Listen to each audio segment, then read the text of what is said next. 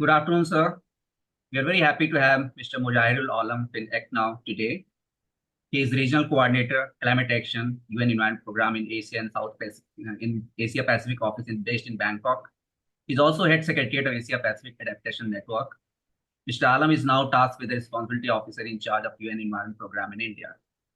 Started his professional career as a young researcher with Bangladesh Center for Advanced Studies in 1992. He also served the Ministry of Environment and Forests, Government of Bangladesh, as a National Project Coordinator. In 2009, he joined the United Nations Environment Program as Regional Coordinator, Climate Change for Asia and Pacific Office. Sir, we welcome you today and we thank you for taking your time out from the very busy schedule that you have, especially the kind of portfolio that you have now, tasked with a country like India, along with other responsibility you already had. And today we have two very young students, Barminder and Jaagruti, both from students at the Modern School ECNCR Delhi. So before we start our interaction, we just look towards you for making any opening statements, any primary message that you have for young students and youth in our country and around the world, and then we can begin formal questions. So, okay.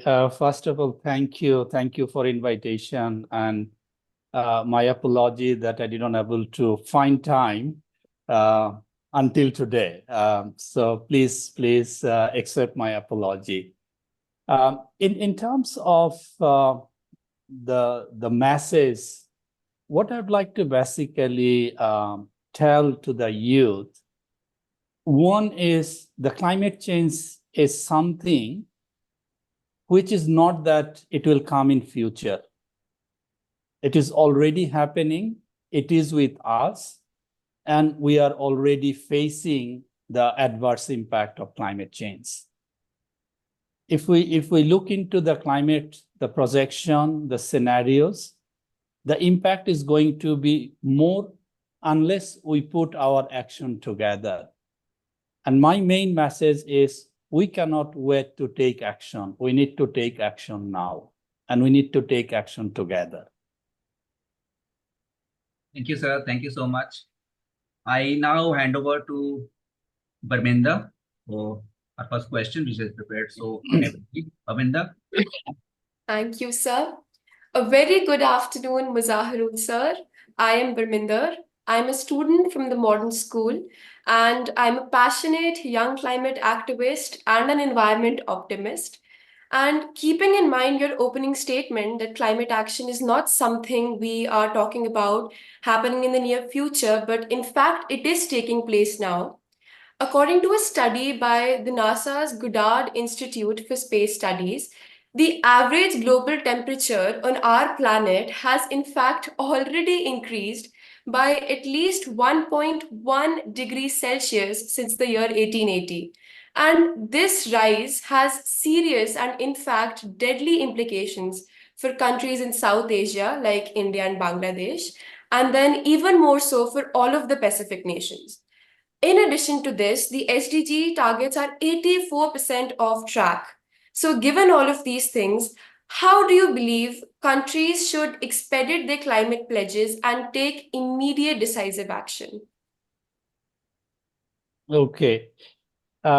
Thank you very much mentioning about what science is telling us in terms of the changes that we are already seeing, but also the off track of the SDGs. Okay, these are reality. These are not something that we are talking about future, as I say. Now, in terms of the belief, in terms of the action to take, and it has to be very decisive, as you say. And you have also talked about the number of countries in the region. So what I believe that the countries need to expedite their climate pledges. And let me start with that particular, the climate pledges. Many of you have heard about the nationally determined contribution, that every country is under the Paris Agreement communicated that how much they are going to reduce.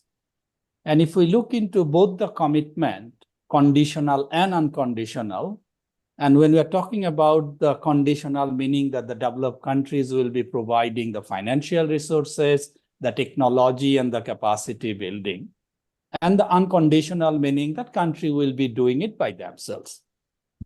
But irrespective of whether the conditional or unconditional, if we just look into their commitment as a whole, it is far, far below than what we need to basically commit to reduce the greenhouse gases to keep the temperature rising below 2 degrees, or even if we are talking about the 1.5 degree. So what we are seeing as of now, the climate pledges is inadequate. Irrespective of whether we are talking about the developed countries, we are talking about the developing countries.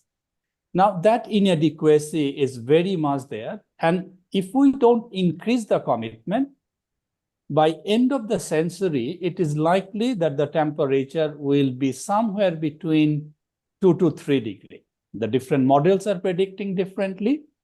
Now, if we just take that particular aspect, then, and if we look into right now what we are facing in terms of impact, just for 1.1 degree, or the latest they're talking about 1.2 degree, then the impact is going to be huge.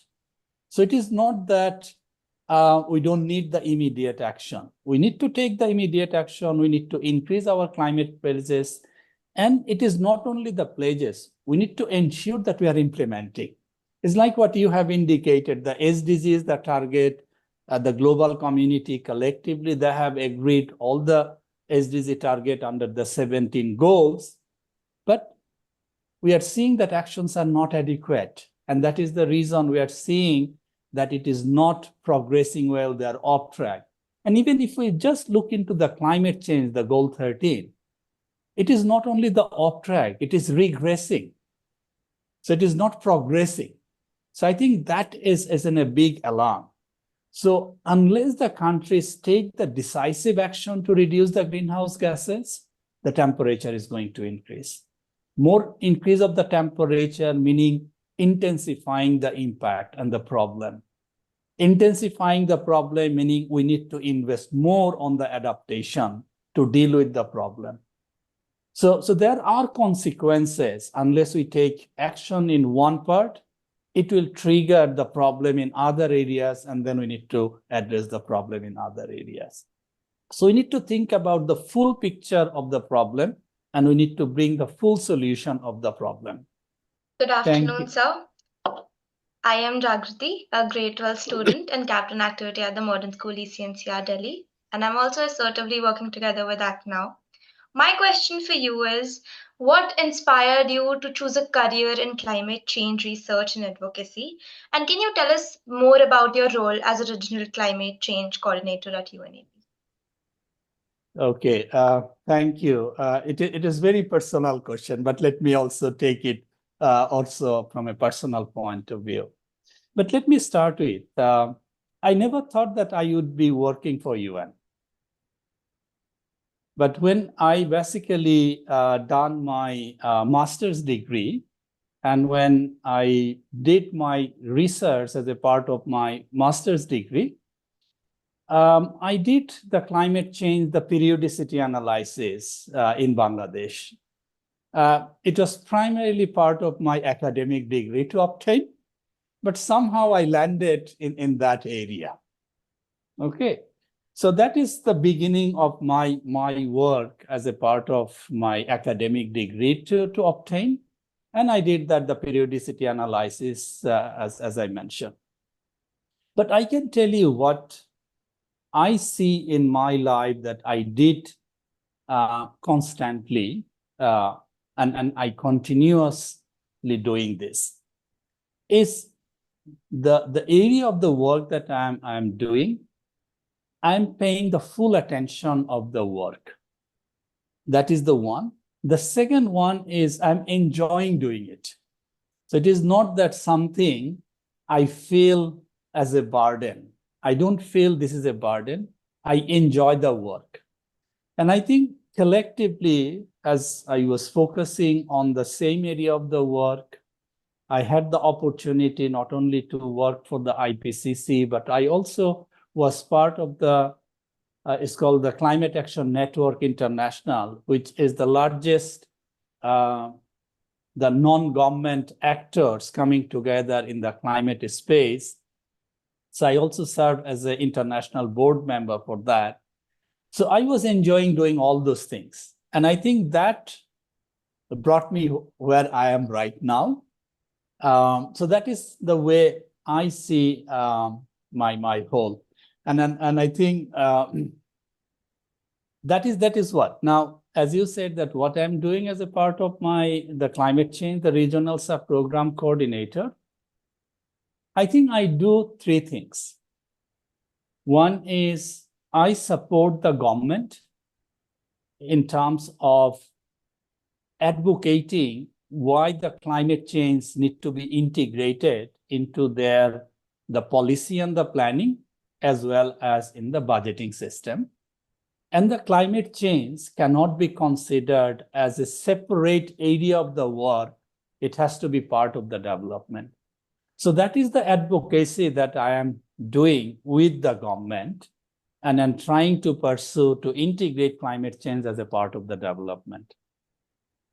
The second thing what I'm trying is helping my colleagues who are basically designing the project, helping the country to access the funding from different sources, and helping my team to basically design the project and guide them both on the scientific side as well as bringing the political challenges, because it is not always easy.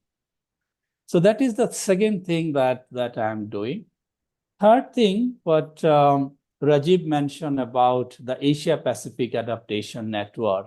In every 2 years, I try to bring is around 600 to 700 the adaptation practitioners to come together and share their experiences and learning.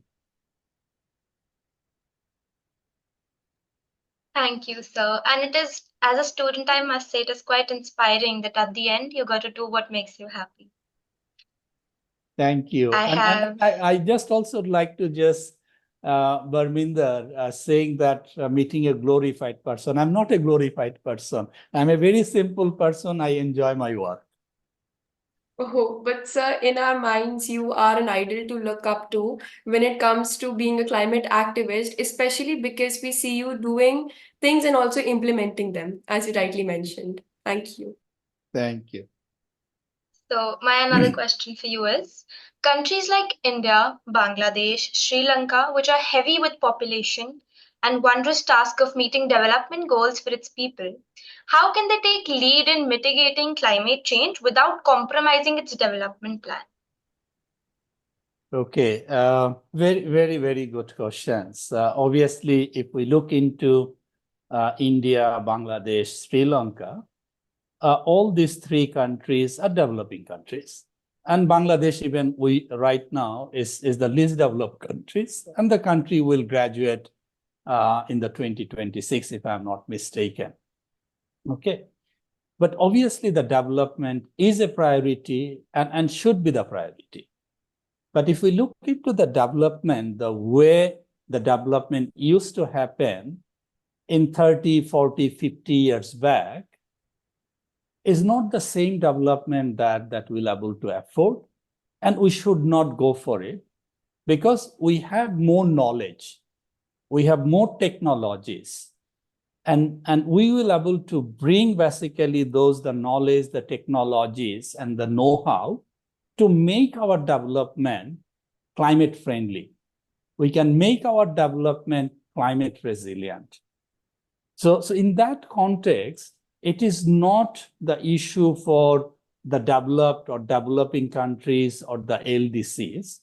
If we look into the the governance in the context of the Framework Convention on Climate Change or the Paris Agreement, all of them are party to those international, the framework. And in the framework, it has clearly defined that the different group of countries, they have different type of the responsibilities, depending on their respective capabilities. So the principles are there. But when I was looking into the climate change and the development, as I already mentioned, is bring the climate change as a part of your development. Don't keep it aside. Don't think this is a separate stream of the activities that we need to carry out. So integrating climate change as a part of your development is the way to go. And that is how we will be able to basically address both the climate change and will not compromise the development. Right. Thank you, sir. And coming to a new perception of all of the things that you do, especially relating to the climate, which is in the spotlight today, as a lead author of the Working Group 2 for the IPCC's fifth assessment report, what climate change adaptation strategies has the Intergovernmental Panel on Climate Change recommended, not just for developing countries, but in addition to that, countries such as India, which are highly populated, especially with people who somehow lack awareness, and third world countries as well, to address their respective triple planetary crisis in addition to all of the cataclysmic issues they're already having to put up with.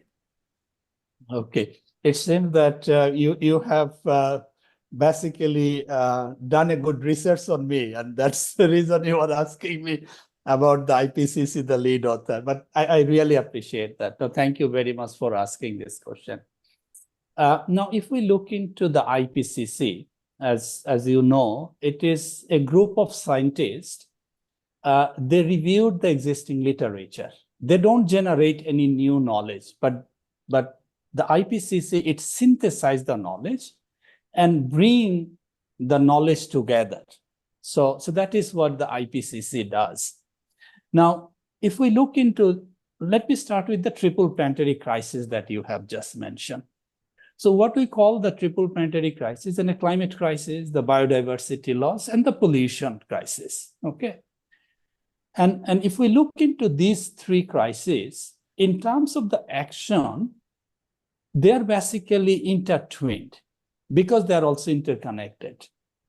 For example, if we look into the climate change, in terms of its impact on biodiversity or the ecosystem or ecosystem services, it also impacts the quality of the biodiversity. On the other hand, if we degrade the biodiversity, if we cut the forest, we are also increasing the emission of carbon dioxide due to the deforestation. So they are interconnected. And therefore, when we are looking into the solution, we also need to see the solution that how one action will also help not only the climate, but also other.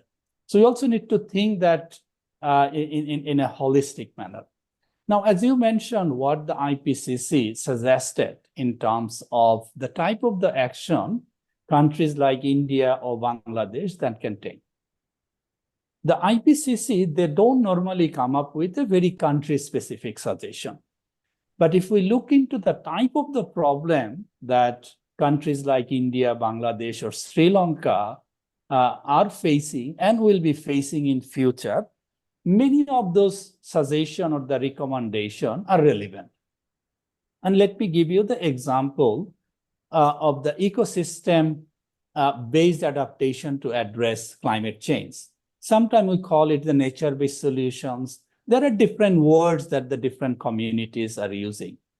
But if we look into the ecosystem-based approach or the ecosystem-based adaptation, we are primarily talking about the restoration of the ecosystem and protecting the natural habitat, such as wetlands, the mangrove, the forest, depending on which part of the country we are talking about, which part of the ecosystem that we are talking about. And if we just look into the heat wave that India faced along with other countries, is obviously the passive cooling was one of the discussion happening. And how we can basically do the passive cooling is basically increase the shade, create more water bodies, have more mangroves in the area, have more forests. So we see that kind of the multiple benefit by doing it. So this is the one area of the recommendation by the IPCC. If we look into the water resources in terms of the climate change, is obviously going to reduce and the scarcity will increase. As well as if we look into the coastal area, the salinity is going to enter into our water system. So in that context, is improving the water use efficiency. And if we look into the technologies, we have the different technologies available, even not only for the agriculture, but also at the household level, at the industry level. But one of the things which they have also suggested is when you're talking about the water resources, is the integrated water resource management, which I was mentioning that we need to see the entire picture is not only trying to address only small part of the problem. Then obviously it talks about the infrastructure in the built environment, particularly talking about the cities. It also talks about the health and the well-being, particularly the public health system, and how to strengthen the healthcare system, because the climate change is also going to impact on health. So that is another area. In terms of the food security and agriculture, it provides the suggestion on how to increase the climate smart agriculture in terms of the practices, also the coastal zone management, but also it talks about the governance and the policy, which I also mentioned is the mainstreaming climate change, including the mitigation and adaptation as a part of the National Development Plan. And also in the governance, it talks about the inclusive decision making. And with as a part of the inclusive decision making, it is not only the sector, but also bringing the whole society together as a part of inclusive decision making. Obviously, then the whole issue of the finance and the risk management, we are also seeing the inadequacy of the financing for the climate action.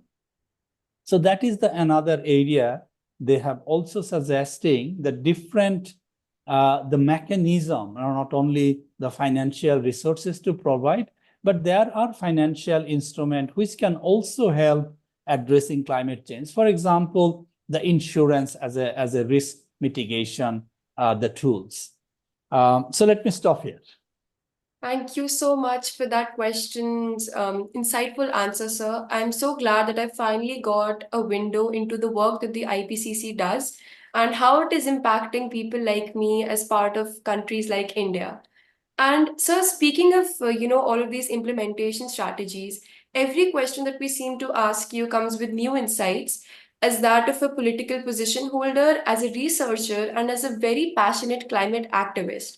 So now I think it's safe to say that as a man who has dedicated his entire life and is continuing to dedicate all his hours to fighting climate change, and more than that, I'd like to add boosting climate action. When you continue to see all of these global temperatures rising and rising, and when you are reminded every now and then that our deadline to meet our sustainable development goals is nearer and nearer, what actually gives you this boost of hope to persistently work for the climate nonetheless? Okay. Now, let me just mention about this hope. The way I see is basically we don't have a planet B for us to live and survive. So as we don't have a planet B, so we cannot have a plan B. So we have to have the plan A and we need to pursue the plan A. And that is where I see that there is no way to lose my hope. So that is the one part. But my hope also lies with you as the people and joining the work of climate change. When I was at URACE, there was no such group to basically talks about the climate change. So I also hold my hopes with you and with your passion. And you will be becoming the future, the decision maker. Some of you will be the future, the businessman. And that is where I put my hope that you will be a responsible businessman. You will be a responsible decision maker when you will be either in the business or in a government or any sector. And that is where I still keep my hope, as I said, on youth and as we don't have a planet B. Sir, your trust in us as youth representatives and future citizens of the planet actually is acting as a beacon of hope for me to finally believe that the degradation of the earth is not inevitable and together we can protect it if we truly act now and act together. Thank you so much, sir. Thank you. Thank you. Jaagruti. Yes, sir. Thank you, sir. So my question for you is that you may be aware that ACT now focuses on youth for environmental awareness and climate action. Do you believe that today's youth, despite having a strong voice but limited political clout, can truly influence policy making and help expedite implementation? Let me just build on what I basically mentioned earlier, why I still keeping my hope. And you are basically connecting that whether I believe on today's youth, despite having the strong voice and the limited political clout. Let me just mention, and maybe I'm just going to repeat some of the points that I have mentioned. Yes, as a youth, maybe right now you don't see that you have the political clout, but don't undermine when you will have the voting rights. You will be selecting your leader, and you are selecting your leaders. Okay? So that is where the awareness and the power of the youth to exercise when you are youth. But when you will become the decision maker, some of you will be the investor, some of you will be the innovators, some of you will be the future leader. So your voice is very important and powerful to change the policies as well as the politics. So that is what I'd like to reiterate. Now, when I was thinking about the UNEP, we have an initiative called Speak Up Initiative, and maybe you can basically look into this as a part of the United Nations, the Act Now campaign, and you are talking about the Act Now campaign on achieving the Sustainable Development Goals. So from our side, we are also trying to bring the youth and other actors together. So that is what I will mention, and let me reiterate, don't see yourself as weak actors in the entire climate change and the environmental aspect. Right, sir. And, speaking of just that, it brings me to one more question, speaking of policymakers and innovators. So, a significant portion of our total funds designated for environmental causes seem to be spent solely on recovering from the loss and damage of nature, especially in, once again, retreating to developing countries like Bangladesh and India. And as the hashtag Generation Restoration says, to halt, reverse, and prevent the loss of nature, how can we better utilize our resources to achieve a state of environmental peace where our primary focus shifts from the mere reversal of damage to actually fostering new sustainable growth and resilience? Absolutely on spot. But let me just mention the reality of it. Okay. If we look into the developing countries particularly, as our development are not basically resilient to the adverse impact of climate change or the environmental degradation, so when impact happen, we immediately try to basically address the problem. So it is more on the recovery, the restoration, but very less on the preparedness. But let me give you one good example of the preparedness, and I'm citing it from Bangladesh. As you know that Bangladesh is a very cyclone-prone country as a part of the Bay of Bengal, where it is in a breeding ground. So what the government of Bangladesh did as a part of the preparedness is they have established or construct the cyclone shelter, which they call is the multi-purpose cyclone shelter. And just one intervention as a part of the preparedness, they have saved huge life And if you compare the death tolls reduced in the last 30 years, it is almost became zero. So the reason I'm citing that an example, if we are able to bring the climate change, the environmental dimension as a part of the development, then we'll able to avoid the recovery aspect of the degradation. Right. Thank you for all of those wonderful insights, sir.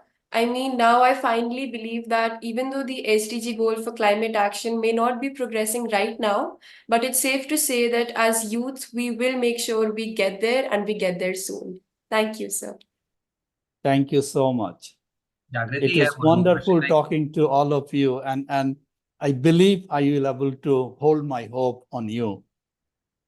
I think there are one or two left. Jaagruti, you have a question? Yes, sir. Sorry, the electricity is not on my Okay, side okay. today. Yeah. So can you share some memorable encounters from attending climate change negotiations over the past 2 decades? I'll just expand on that, sir. I mean, Okay. we have a lot of, it's not always very peaceful when you have these agreements and meetings. So there's something that you can share on an open forum without creating any controversies. There are always a lot of resistance when it comes to developing countries and some of the plans that is put up by UNEP. So any memorable moment that you can share with us?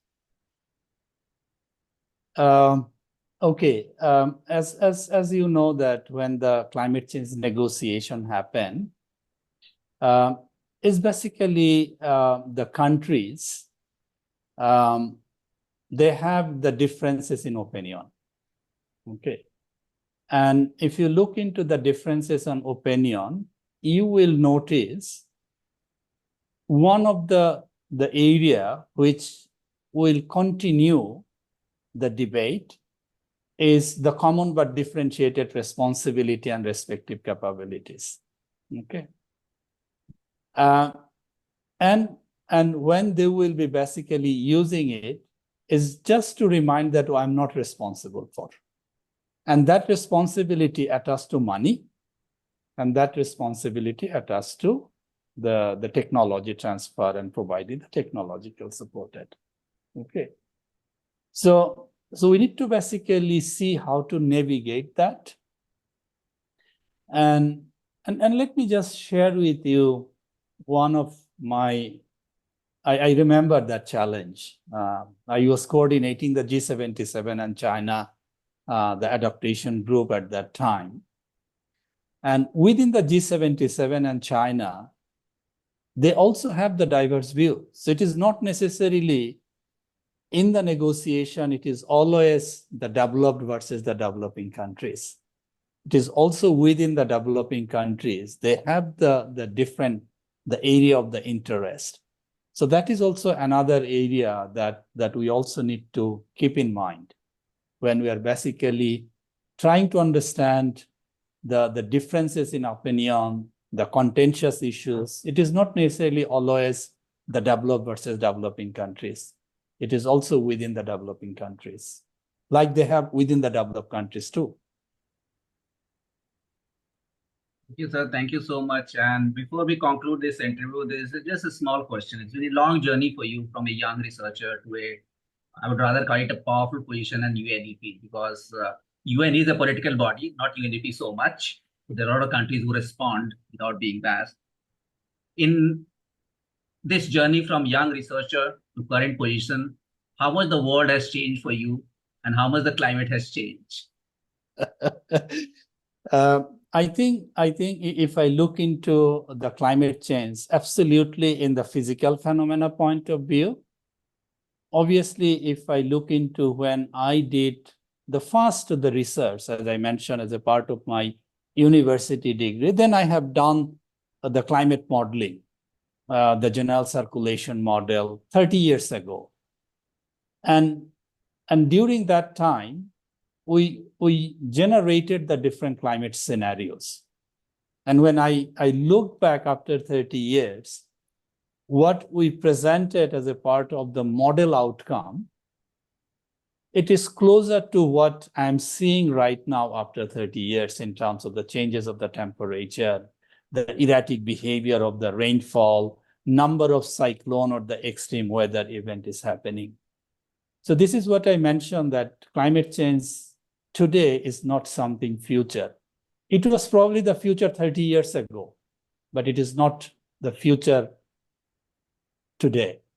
So this is what I have seen in terms of the changes if I look into the physical science part of the climate change. Now, if I look into the political side of the agreement, it is obviously the more countries are involved, the awareness has been raised.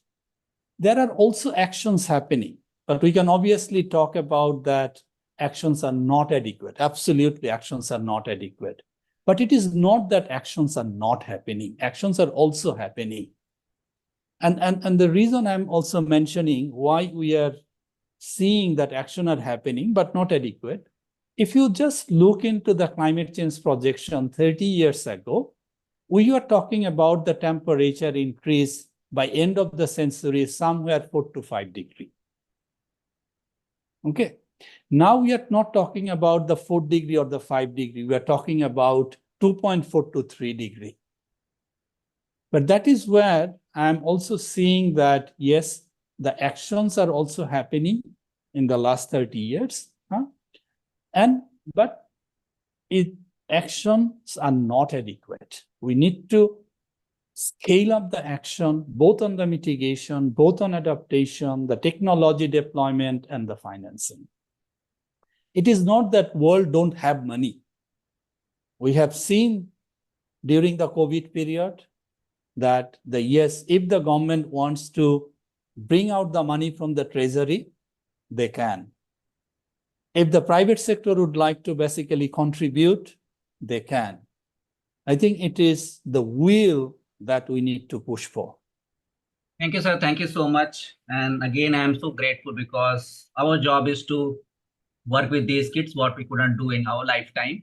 So as you said, no matter what they become, they don't have to become a climate activist or environmentalist for sure. They can go into any trade, any business, any career options, but they can always have sustainability and little thought for the things around them in their heart.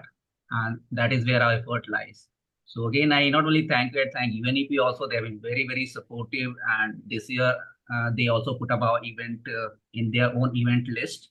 So it's great in motivating, because when these kids like Barminder and Jaagruti, they are really talking to you, somebody who's at the UNEP, it really motivates them a lot more than we can do with lectures and all sorts of presentations. So that's why we keep on hitting UN headquarters and UNEP offices also. So thank you so much. Welcome to, I know you have been to India, but welcome to you in India in an official capacity as a country head. We're also thankful to Atul sir. He has always been very supportive since day one. And I'll be meeting you before you move away from, I hope that you stay in India forever because you know the country better than anybody else will. So we're looking forward to meeting you also. And thank you so much again. And from entire Act Now family, these are just 2 students, but hopefully one day we'll be able to get you to our school also. It's a beautiful school, very near to Delhi. And maybe we can talk to more kids also. And I think things will change on the ground sooner than we expect. Thank you, sir. Thank you so much. Thank you for joining and inviting me. I really enjoyed talking to all of you. Thank you so much. Stay safe, stay well.